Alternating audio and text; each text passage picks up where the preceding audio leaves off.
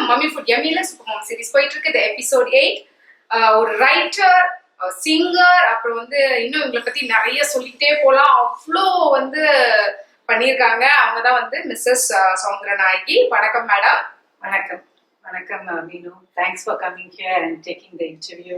Thank you ma'am. Thanks for the opportunity. Thank you ma'am. நாங்களுக்கு ரொம்ப சந்தோஷம் ma'am இங்க வந்ததுல. உங்களை மாதிரியே வந்து உங்க வீடு ரொம்ப அழகா இருக்கு. Thank you. சோ நீங்க வந்து உங்களை பத்தி நீங்க சொல்லுங்க மேம். கொஞ்சம் நீங்க ரைட்டரா இருந்திருக்கீங்க, இன்டர்வியூலாம் நிறைய பண்ணிருக்கீங்க, கலைஞரை இன்டர்வியூ பண்ணிருக்கீங்க, அதுக்கப்புறம் வந்து இங்க எஸ்ஆர் நாகனை பண்ணிருக்கீங்க. சோ அவங்களெல்லாம் பண்ண அனுபவங்களை கொஞ்சம் வந்து சொல்லுங்க மேம். அவங்கெல்லாம் எப்படி, வாட் வாஸ் த கேட்டலிஸ்ட், எப்படி அவங்களெல்லாம் பார்க்க முடிஞ்சிச்சு, அது வந்து காட்ஸ் பிளெஸிங்ஸ் ஃபர்ஸ்ட். அதோட வந்து ஒரு ரைட்டராகவும் சிங்கராகவும் அப்படிங்கிற ஒரு ஆம்பிஷனை நோக்கி எல்லாம் நான் போனேன் அப்படிங்கிறதெல்லாம் கிடையாது. எல்லாரையும் போல கல்யாணம் பண்ணி தான் சிங்கப்பூருக்கு 93ல வந்து ஸ்டார்டட் ஃபேமிலி. அப்புறம் எந்த ஒரு யங் கேர்ள்ஸுக்கு இருக்க ஒரு ஆஸ்பிரேஷன் மாதிரி ஏதாவது நம்ம வேலைக்கு போகலாமா, ஏதாவது படிக்கலாமா, அந்த அந்த பாத்துல அப்படியே தான் வந்துட்டு இருந்தோம். வந்துட்டு இருக்கும் பொழுதுதான் திடீர்னு ஏதோ ஒரு டிப்ளமா இன் ஃப்ரீலான்ஸ் ஜெர்னலிசம் பண்ணலாம்னு சொல்லி அதுல நல்லா எழுதுறேன் அப்படிங்கிறத வந்து opportunities game on my way. Then I took it. Then I started to start my own e-magazine. That was the first step, I would say.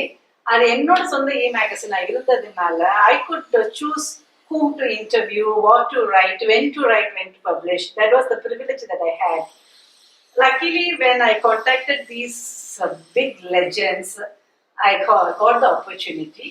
அது ஃபர்ஸ்ட் போகும்பொழுது அவங்களெல்லாம் பார்க்கும்பொழுது நாங்கள் very budding writer, amateur writer தான். கலைஞர் எல்லாம் பேட்டி அவரோட வீட்லேயே போய் எடுக்கும் பொழுதுலாம் அமெச்சர் ரைட்டர் தான். என்ன எடுக்க போறோம், எப்படி எடுக்க போறோங்கிற ஒரு பயத்தோட தான் போயிடலாம். அங்கே போனா நல்லா இருந்தது. அவங்களுமே ரொம்ப தன்மையா நல்லா பேசும் பொழுது நமக்கு அதெல்லாம் தான் ட்ரூ இன்ஸ்பிரேஷன், ட்ரூ என்கரேஜ்மெண்ட்ஸ். அதெல்லாம் பார்க்கும் பொழுது நம்மளும் இப்ப கட்டாயம் இவங்களெல்லாம் நம்மளால இன்டர்வியூ எடுக்க முடியல, we should put in effort அப்படின்னு ஒவ்வொரு ஸ்டெப்பும் அதை வச்சு ஸ்டெப் பை ஸ்டெப் growth.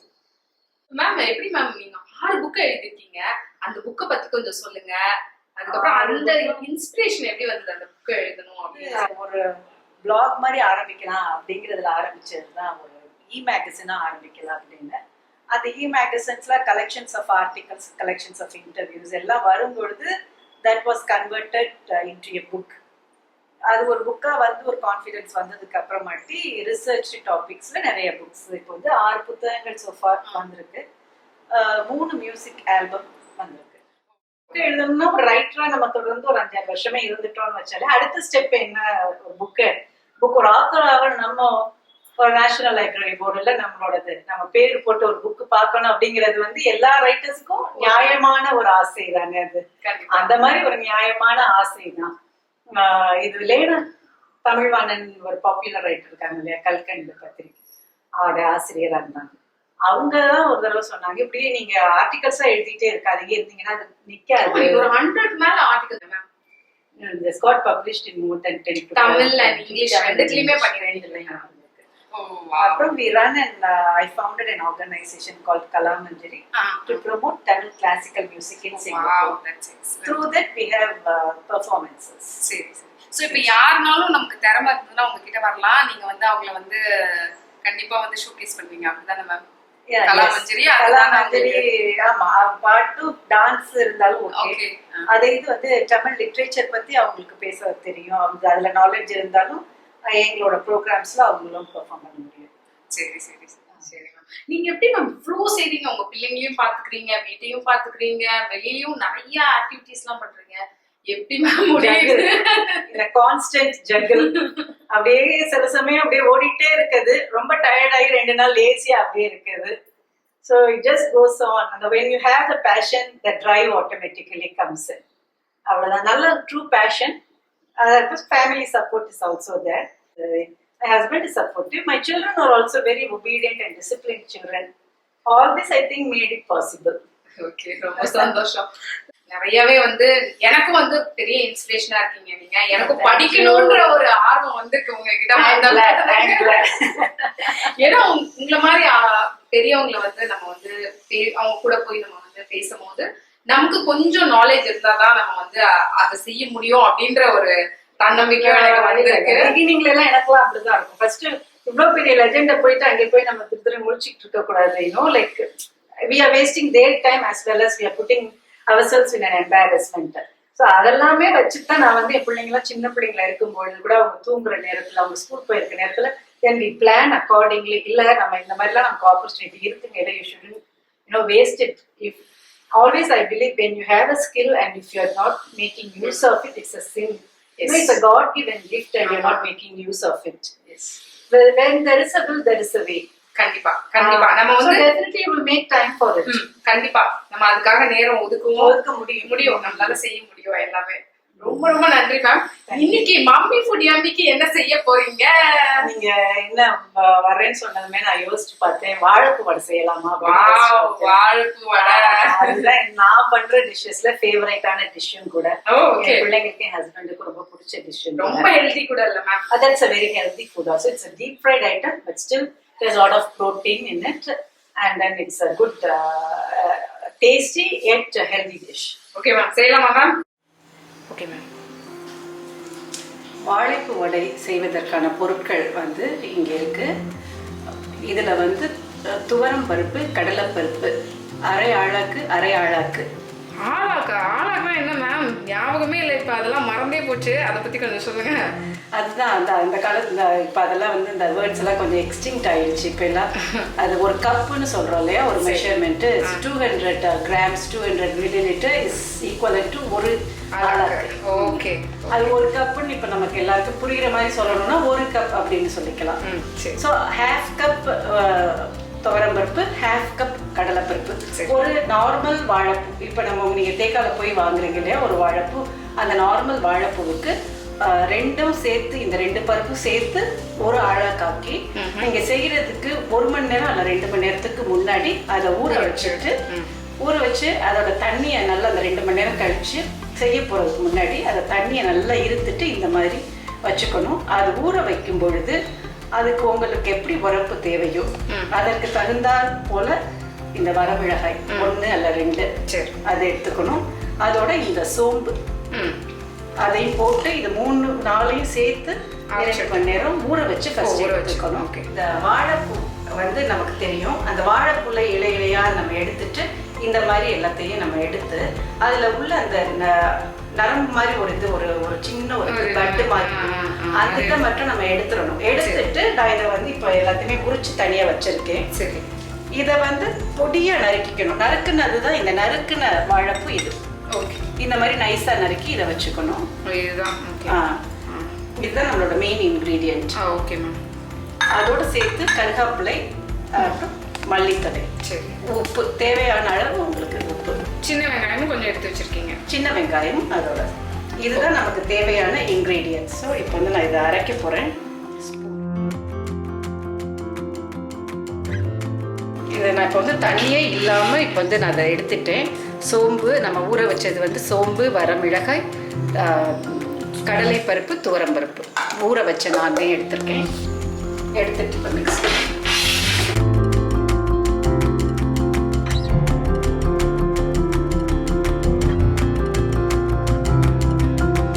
குறப்பாக அதை அரைச்சிக்கணும். இந்த மாதிரி இது இப்போ வரும். உங்களுக்கு வந்து கொஞ்சம் பருப்பு வந்து இது பண்ணாமல் இருந்ததுன்னா கொஞ்சம் அதை மிக்ஸ் பண்ணிவிட்டு திருப்பி ஒரு தடவை நீங்கள் வந்து அதை கிரைண்ட் பண்ணிக்கலாம். ஸோ இப்போ வந்து அப்படியே கொஞ்சம் அரைக்காம இருக்கக்கூடாது. எல்லாமே வந்து இல்லை, எல்லா பருப்புமே வந்து குறைன்னு வந்துடணும். சில சமயம் நம்ம தண்ணி போடாததுனால அது உங்களுக்கு வந்து முதல் தடவையே வந்து அரைப்படாமல் இருக்கலாம்.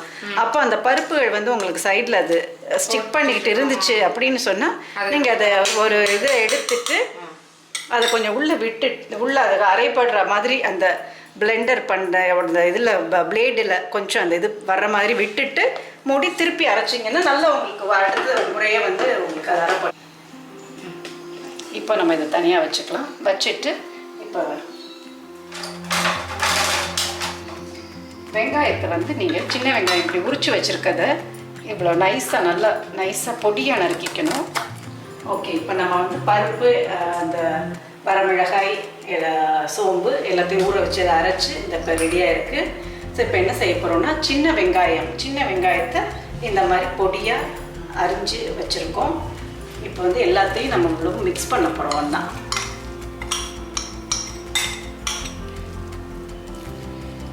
சின்ன வெங்காயம், ம் நறுக்கின சின்ன வெங்காயம். அது உங்களுக்கு எவ்வளோ வேணுமோ அவ்வளோக்கு பார்த்துக்கலாம். இப்போ இந்த இது போடுமா? ஓகே. அப்புறம் வாழைப்பூ, நம்மளோட மெயின் இன்க்ரீடியன்ட். அதை பொடியாக நம்ம அரிஞ்சு வச்சுருக்கதை இதில் போட்டுக்கலாம்.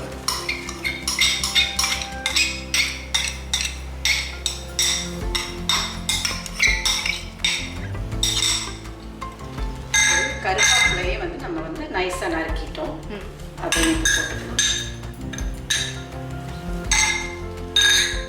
மல்லித்தலையும் இப்போ நம்ம நைஸாக நறுக்கிட்டோம், அதையும் போட்டுக்கலாம்.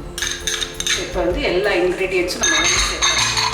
அரைச்ச பருப்புகள், வாழைப்பூ, வெங்காயம், அதிலே வந்து உரப்புக்கு வரமிளகா இருக்குது.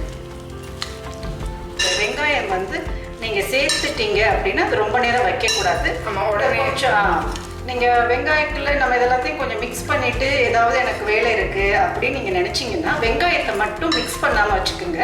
நம்ம இப்போ உடனே நம்ம பண்ண போகிறதுனால நான் வெங்காயத்தையும் ஒன்றா போட்டுட்டேன். தண்ணி விட்டுரும். தண்ணி விட்டுட்டு அந்த கிறிஸ்பினஸ் போயிடும். அதனால வெங்காயம் மட்டும் நம்ம போடுறதுக்கு முன்னாடி நம்ம இப்போ வந்து இந்த எல்லாமே ரெடியாக இருக்குது நமக்கு குக் பண்ணுறதுக்கு. இல்லாட்டி வெங்காயத்தை மட்டும் அந்த டயத்தில் போட்டுக்கணும். சரி, இப்போ உப்பு வந்து சேர்த்துலாமா? உப்பு இப்போ சேர்த்துக்கலாம். கொஞ்சம் மிக்ஸ் பண்ணிக்கிறேன். தேவையான அளவு உப்பு சேர்த்துக்குங்க. நீங்கள் கையால் இதை வந்து பிசைஞ்சிங்கன்னா தான் உங்களுக்கு வந்து ஒரு பக்குவம் கிடைக்கும். நீங்கள் போடும் பொழுது இதை வந்து நல்லா கையால் ஒன்று சேர்த்து வச்சுக்கோங்க. இது ஒன்று சேர்த்து வச்சதுக்கு பிறகு இப்போ இதை வந்து கையில் தண்ணிலாம் போட்டு தட்டணுமா மேம்? இல்லை, தண்ணியே நீங்கள் தண்ணி தொடணுங்கிற அவசியமே கிடையாது. அப்படியே உங்களுக்கு அப்படியே இதை அப்படியே போட்டிங்கன்னா தான் உங்களுக்கு கிறிஸ்பாக வரும். இதைத்தான் நம்ம வந்து இப்போ எண்ணெயில் போட்டு பொரிச்சு எடுக்க போகிறோம். ஓ சரி, இதுதான் இதோட ப்ரிப்பரேஷன். அது கொஞ்சம் ஒரு ஆழமான சட்டியாக இருக்கணும். அதில் எண்ணெய், நீங்கள் என்ன குக்கிங் ஆயில் நீங்கள் வீட்டில் என்ன யூஸ் பண்ணுவீங்களோ அந்த குக்கிங் ஆயில், வடையெல்லாம் பொதுவாக செய்கிறதுக்கு நீங்கள் எந்த ஆயில் யூஸ் பண்ணுவீங்களோ அந்த ஆயில் இந்த அளவுக்கு ஒரு 4-5 வடை ஒரு டயத்தில் போடலாம். டிபெண்டிங் ஆன் அந்த உங்களுடைய பாத்திரம் வச்சிருக்கிற அளவை பொறுத்து நீங்கள் வடை சைஸ் எவ்வளோ வேணாலும் போட்டுக்கலாம். இப்போ இந்த இதுக்கு வந்து நம்ம ஒரு 3 அல்ல 4 வடை ஒரே நேரத்தில் போடலாம். இப்போ வந்து நமக்கு ஆயில் வந்து நல்லா சூடாயிடுச்சு. நல்லா சூடானதும் இந்த மாதிரி தட்டி எடுத்துட்டு அதில் போட்டுருங்க.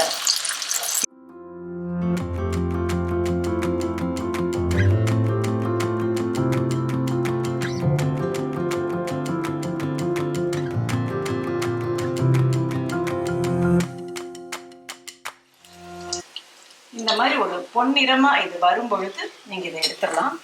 எடுத்துட்டு இந்த மாதிரி உங்களுக்கு வாழைப்பூ வடை வரும்.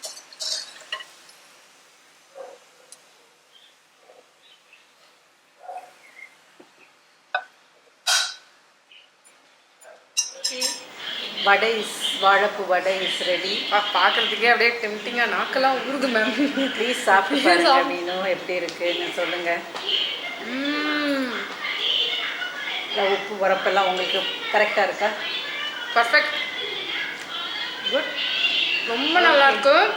அந்த வாழைப்பூ வந்து ரொம்ப அப்படியே கிறிஸ்பாக இருக்கு. ஆமாம், இது வந்து இந்த மசால் வடைன்னு சொல்லுவாங்க பாருங்க, அதுலேயே வந்து அந்த வாழைப்பூ சேர்த்து அந்த வேரியேஷன் மட்டும்தான். ரொம்ப நல்லா இருக்கு ma'am. Thank you so much ma'am. இந்த வாழைப்பூவை வந்து சப்ஸ்டிடியூட்ஸாக நீங்கள் வந்து புடலங்காய் வச்சுக்கலாம், பீட்ரூட் வச்சுக்கலாம். பீட்ரூட் எல்லாம் நீங்கள் நைஸாக வந்து நல்லா வந்து அதை துருவி எடுத்துக்கணும். புடலங்காயை நல்லா நைஸாக நறுக்கி வச்சுக்கலாம். அது வாழைப்பூக்கு சப்ஸ்டிடியூட்ஸ். இதெல்லாமும் போட்டு நீங்கள் வடை பண்ணலாம். வாழைப்பூ வடை, பீட்ரூட் வடை, புடலங்காய் வடை எல்லாம் இந்த சேம் ப்ரிப்பரேஷன் தான். Thank you so much ma'am. இங்கே வரவழைச்சதுக்கு மம்மி ஃபுட் யம்மியா சார்பாக ஒரு சின்ன அன்பளிப்பு உங்களுக்காக. Thank you so much. இந்த மாதிரி ஒரு இன்ஸ்பைரிங் மாம் வந்து நிறைய பேர் நம்ம பார்க்க போகிறோம். இன்னும் காத்துக்கிட்டே இருங்க. கலாமஞ்சரியோட நம்ம நீங்கள் வந்து யாராவது இன்ட்ரெஸ்டடாக இருந்தீங்க அப்படின்னு சொன்னால் அவங்களோட FB பேஜ் வந்து கீழே இருக்குது. ஸோ அதை நீங்கள் பார்த்து இது பண்ணலாம். மேமோட ஆன்லைன் மேக்சினோட லிங்க்கும் வந்து கீழே இருக்குது. ஸோ நீங்கள் பார்த்து அவங்கள இன்னும் நீங்கள் இன்ஸ்பயர் பண்ணலாம். Thank you so much ma'am. I would like to give you some gifts for coming and giving this opportunity to me. எழுதின இந்த 2 புக்ஸும் என்னோட 2 சீடியும் இதை கேட்டு பாருங்க, படிச்சு பாருங்க. ஓ, தேங்க்யூ ஸோ மச் மேம். இது எனக்காக கொடுத்துருக்காங்க. ரொம்பவே சந்தோஷமா இருக்கு. அடுத்த இதில் பார்க்கலாம். நன்றி, வணக்கம். தேங்க்யூ. நன்றி. உணவென்னும் மருந்தாக இருந்தோமே சிறந்து, மெதுவாக மறந்தோமே மருந்தே நம் விருந்து. உணவென்னும் மருந்தாக இருந்தோமே சிறந்து, மெதுவாக மறந்தோமே மருந்தே நம் விருந்து. இலையோடு சுடு சோறும் படும் போது நார்ச்சத்து சேர்க்க இலை போட்டு நன்றாக்கினோம். கொதிக்காத காய் தின்று கிளி பூனை தெம்பாச்சு, அறியாமல் அறிவை நாம் ஐந்தாக்கினோம். கை குத்தல் அரிசிக்குள் கருவாகும் ஊட்டம், இயந்திரத்தை தீட்டி கருவறுக்கிறோம். பாலுக்குள் பதமாக பயிராகும் புரதம், அதை நேர சூடேற்றி அதை அழிக்கிறோம். உணவே நம் மருந்தாக இருந்தோமே சிறந்து, மெதுவாக மறந்தோமே மருந்தே நம் விருந்து.